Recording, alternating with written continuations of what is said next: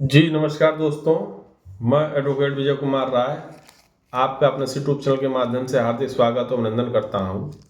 मैं रोजाना की भांति आपके समक्ष law legal justice legal awareness के तहत नए नए कानूनी विषयों पर चर्चा करने के लिए तत्पर और तैयार रहता हूं।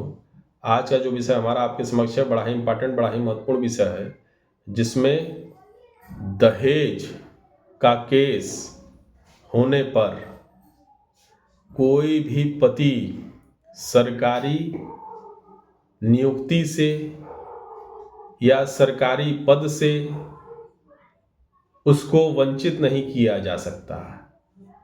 जैसा कि हम लोग जानते हैं, पति पत्नी के मैट्रिमोनियल डिस्प्यूट होने पर अक्सर पत्नियां जो है 498A के तहत मुकदमा दर्ज कराती रहती हैं।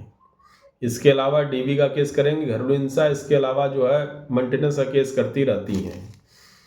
तो माननीय इलाहाबाद हाई कोर्ट द्वारा जो आज के डेट में जजमेंट आया है, जजमेंट दिया है, उसमें माननीय इलाहाबाद हाई कोर्ट ने स्पष्ट तौर पर यही कहा है कि 498 की FIR यदि किसी पति के ऊपर हो जा रही या 498 की FIR किसी पत्नी ने पति के ऊपर कर दिया, तो ऐसी व्यवस्था में यदि पति उसका जो है सरकारी कर्मचारी के तौर पर या सरकारी पद पर कार्यरत कहीं है, नौकरी कर रहा है, तो इसका मतलब ये नहीं है कि उसको उस सरकारी पद से वंचित कर दिया जाए। ठीक ना? तो ये चीज़ें बड़ी कॉमन है, बड़ी स्पष्ट हैं। इसी पर यह हमारा आज का वीडियो आपके समक्ष प्रस्तुत है। तो शुरू करते हैं। शुरू करने से पहले आपको अपने इस वीडियो को जो है अपने दोस्तों को लाइक शेयर सब्सक्राइब कराइए, ताकि जो पीड़ित हैं उनको यह ज्ञान मिल सके कि नहीं, यदि आप सरकारी कर्मचारी हैं तो इसका मतलब ये नहीं कि नहीं आपकी पत्नी ने जो है मुकदमा कर दिया तो आप जो है वंचित हो जाएंगे सरकारी नौकरी से। तो इसी पर आज का वीडियो है, शुरू करते हैं। अब सरकारी पद पर नियुक्ति के मामले में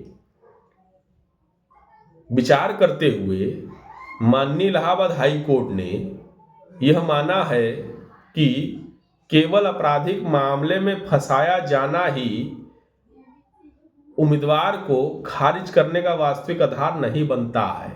यानी कि आरोप, जैसा कि सब लोग जानते हैं कि कोई भी पत्नी अपने पति के ऊपर कोई भी आरोप लगाती है तो वो आरोप तो वो बताती है, कहानी हमारे ही जैसे जो है अधिवक्ता भाई बंधु लिखते पढ़ते हैं। तो आपने बताया ए, हम उसको PQMN तक लेके जाते हैं। आपने बताया Z, तो हम उसको फिर A से शुरू करते हैं।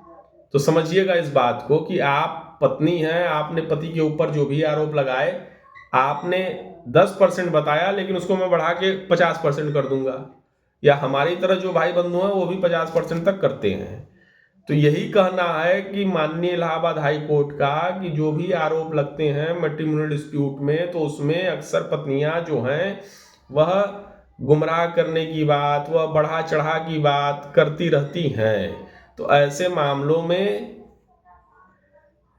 जो अभियुक्त है, यानी जो विपक्षी है, यानी जो पति है, तो यदि वह सरकारी कर्मचारी है या सरकारी पद पर कार्यरत है, तो इसका मतलब यह नहीं है कि नहीं उस व्यवस्था में या इतने ही आरोप से उसकी सरकारी नौकरी जो है छुड़वा देंगी पत्नी होने के नाते।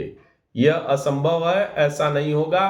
पहले होता हो रहा होगा, लेकिन अब नहीं होगा। यही माननीय इलाहाबाद हाई कोर्ट का फैसला है। हाई कोर्ट ने अपने इस फैसले में स्पष्ट तौर पर यह कहा कि विवादित आदेश अनावश्यक विवरणों से भरा हुआ था। अब माननीय इलाहाबाद हाई कोर्ट ने यह भी कहा कि समाज में प्रचलित सामाजिक परिस्थितियों को देखते हुए महिलाएं अपने वैवाहिक घरों में क्रूरता का शिकार होती हैं। ठीक है, एक्सेप्टेड है। यह भी उतना ही सच है, माननीय इलाहाबाद हाई कोर्ट का यह वर्डिंग है कि शिकार होती हैं तो सफिशिएंट है, ठीक है, होती हैं। लेकिन इसके साथ साथ यह भी एक सत्यता है कि न्यायिक रूप में या न्यायिक रूप से स्वीकार किया जाए पति के पूरे परिवार को जो असंतुष्ट पत्नियां होती हैं उसके रिश्तेदारों द्वारा क्रुएल्टी का आरोप लगाते हुए आपराधिक न्यायालयों में लाया जाता है। यह भी माननीय हाई कोर्ट का वर्डिक्ट है, यह भी माननीय हाई कोर्ट का वर्डिंग है।